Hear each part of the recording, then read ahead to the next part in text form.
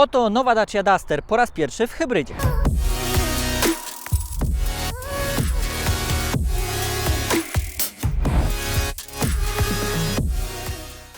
To zatem jeden z najtańszych SUV-ów, który zyskał nowoczesną stylistykę, bogatsze wyposażenie, a przy tym wciąż jest tani, ale nie tak jak wcześniej. Duster 2 był ulubieńcem Czech i sprzedał się w 32 tysiącach egzemplarzy. Duster 1 był ulubieńcem Polaków. Jak będzie z trójką? Nowy Duster dostał całkowicie nową stylistykę, którą kojarzyć możemy z większym i koncepcyjnym Bigsterem. A co dostał dokładnie? Rzeźbioną, potężną maskę, nowoczesne, premium, LEDowe reflektory, wielką atrapę chłodnicy z nowym logo oraz ogółem cała sylwetka jest podobna, ale nadal może się podobać. No i prześwit 21 cm, ten praktycznie się nie zmienił. Sami zdecydujcie, który Duster bardziej Wam się podobał, druga czy trzecia generacja. Duster 3 mierzy na długość 4,3 metra przy rozstawie osi wynoszącym 2,6 metra. Co ciekawe, względem drugiej generacji nie urósł na długość, a rozstaw osi zmniejszył się nawet o parę milimetrów. To zaś dlatego, że auto zbudowano na płycie podłogowej Sandero oraz Joggera. Najbardziej zaskakujące może być jednak to, że we wnętrzu Duster 3 jest przestronniejszy od Dustera 2 o 3 cm. Po raz pierwszy w historii w gamie napędowej Dustera znajdziecie układ hybrydowy i jest to ta sama klasyczna hybryda, która napędza Joggera. Opiera się o wolnosący silnik benzynowy 4-cylindrowy 1.6 i silnik elektryczny o mocy 49 koni, a także automatyczną skrzynię biegów z 15 przełożeniami. Iloma? 15. Jest ich tyle, żeby to wszystko lepiej współpracowało, ale dla kierowcy nie ma to raczej znaczenia. Chodzi o to, żeby 3 silniki mogły ze sobą współpracować. 3? No 3, bo silnik spalinowy, elektryczny oraz alternator dbający o to, żeby ta zmiana przełożeń odbywała się w sposób komfortowy, który działa w zasadzie tak jak silnik. A moc całkowita tego układu? 140 koni, a przyspieszeń do setki w 10,1 sekundy. Zresztą sami zobaczcie. Zobaczmy, jak to jeździ. Gdy silniki wysokoprężne trafiają do nowych Dusterów produkowanych na rynki pozaeuropejskie, my dostajemy w gamie napędowej hybrydę o mocy całkowitej 140 koni mechanicznych i musimy się z nią zmierzyć. Czy się przydaje i czy owocuje lepszym przyspieszeniem? Trudno nazwać spektakularnym przyspieszeniem do setki w czasie 10,1 sekundy. Ale oczywiście auto przyspiesza, tylko nie robi tego tak dynamicznie, jakbyśmy mogli tego chcieć, mogli tego oczekiwać. I układ hybrydowy bardziej przydaje się jednak w mieście niż na trasie. No, na trasie, jeżeli nieostrożnie będziecie dodawać gazu, jeżeli nie nauczycie się jeździć klasyczną hybrydą, no bo takim samochodem jednak nauczyć się jeździć trzeba, to niestety może doprowadzać Was do szału, niesłychanym wyciem tej jednostki napędowej, która osiągnie wyższe obroty, a jeszcze nie przełoży biegu, nie zmieni biegu. I tutaj niestety nie pomoże nawet 15 przełożeń automatycznej skrzyni biegów. Co oznacza zatem, że jeżeli bierzecie pod uwagę kupno Dustera trzeciej generacji i zamierzacie często jeździć w trasach, często przemieszczać się pomiędzy miastami, to bez zawahania brałbym wersję z fabrycznym LPG. Dowiezie Was po prostu do Włoch i jeszcze dalej na jednym baku. No bez przesady, ale zasięg w granicach 1000-1100 km myślę, że na obu bakach jest jak najbardziej do zrobienia. No, spalanie. To bardzo oszczędny samochód. No, nie będę tego ukrywał. W niektórych testach widziałem, że do osiągnięcia jest nawet wynik 4,5 litra na 100 km. Takiego wyniku mnie osiągnąć się nie udało. Z pewnością wymaga naprawdę oszczędnego gospodarowania układem napędowym. Chodzi o to, żeby naprawdę delikatnie wciskać pedał gazu i jakoś to wszystko kontrolować. Natomiast mnie na takiej trasie mieszanej, bo tutaj przejechaliśmy 240 km autostradami, a resztę jeździliśmy po mieście, udało się uzyskać wynik 5, 9, 6 litrów na 100 km. Czy to wynik niesamowity? No niesamowity nie, ale też niewysoki. Myślę sobie, że taki w granicach normy. I jeżeli mam być szczery, ja również brałbym wersję z fabrycznym LPG, która w przypadku na przykład Sandero, w przypadku Joggera, w przypadku Dustera poprzedniej generacji spisywała się niesamowicie. Powiem Wam, że przy pierwszym spojrzeniu na deskę rozdzielczą byłem naprawdę pozytywnie zaskoczony, gdyż wykończono ją, no co prawda, twardym, takim nie dającym się zarysować plastikiem, to jest ono, no naprawdę jest zrobione z pomysłem. Wyobrażacie sobie, że Dacia Duster tak wygląda? No cóż za bardzo ciekawy projekt, którego naprawdę myślę, że wielu producentów mogłoby się też niespecjalnie by się obawiało, że spotka się z jakąś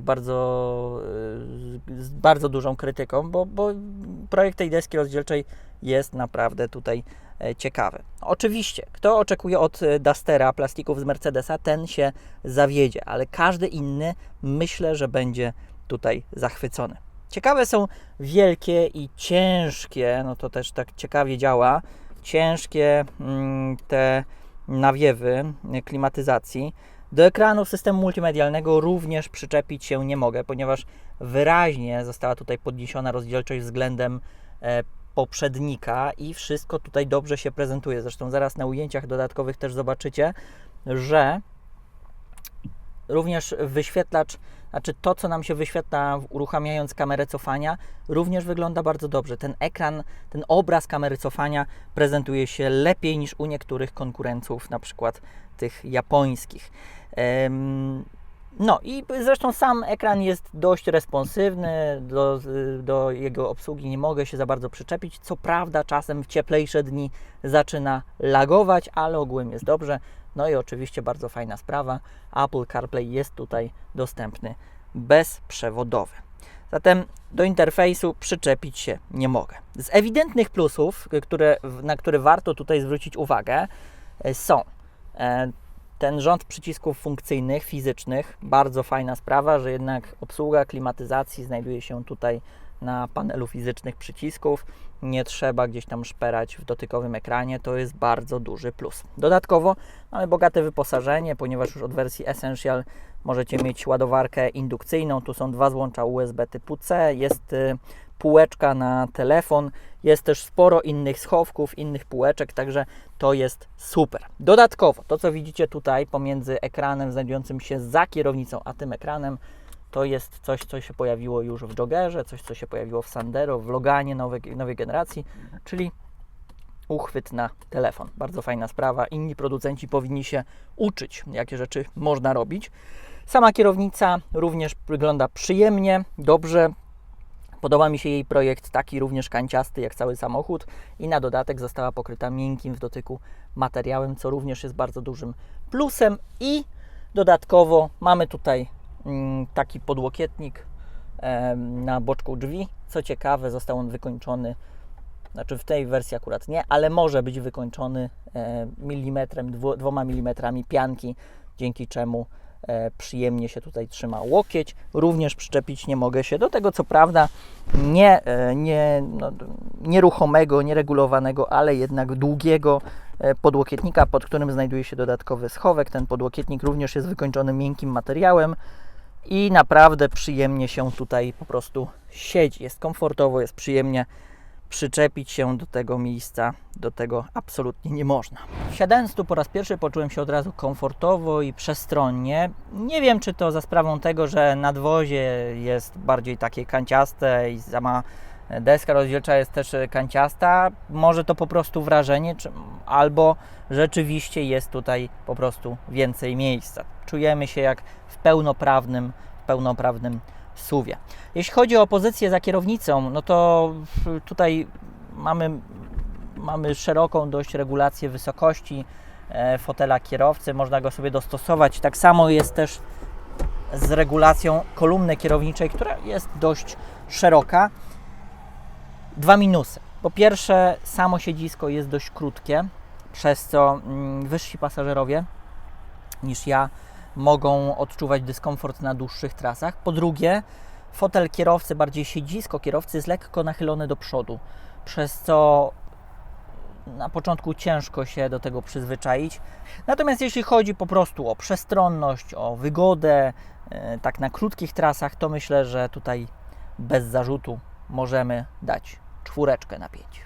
Na tylnej kanapie miejsca również nie brakuje. Dla 2 dorosłych pasażerów jest tutaj w zupełności wystarczające. Jak widzicie, jest mnóstwo miejsca na nogi, gdyż stopy mieszczą się pod fotelami pasażera i kierowcy, także jest tego dużo. Ja troszeczkę się odsunąłem do tyłu, mam jednak 182 cm wzrostu, więc tutaj na nogi aż tak dużo jeszcze miejsca nie ma, natomiast nad głową mnóstwo, bardzo wygodnie. Dodatkowo pasażerowie mają mnóstwo tutaj różnych możliwości.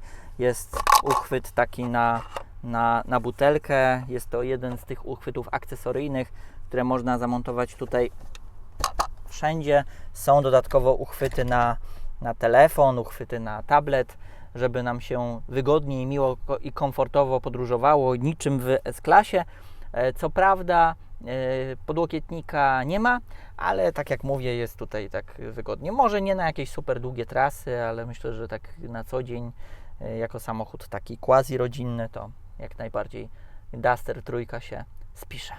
Bagażniczek. Bazowa pojemność kufra to 453 litry w wersji benzynowej oraz z LPG, a po złożeniu tylnych foteli w proporcjach 40:60 uzyskujemy 1632 litry. Wersja hybrydowa oferuje nieco mniejszy kufer o pojemności od 430 do 1609 litrów, czyli bateria zabiera nam 23 litry. No i ważne jest tutaj takie akcesorium, ja bym to nazwał Simply Cleverami, chociaż nie wiem jak Dacia to nazywa, mianowicie takie montowalne w różnych miejscach akcesoria, to jest akurat w tym wypadku lampka, ale takich elemencików fajnych jest tutaj więcej i zaraz pokażemy ich możliwości.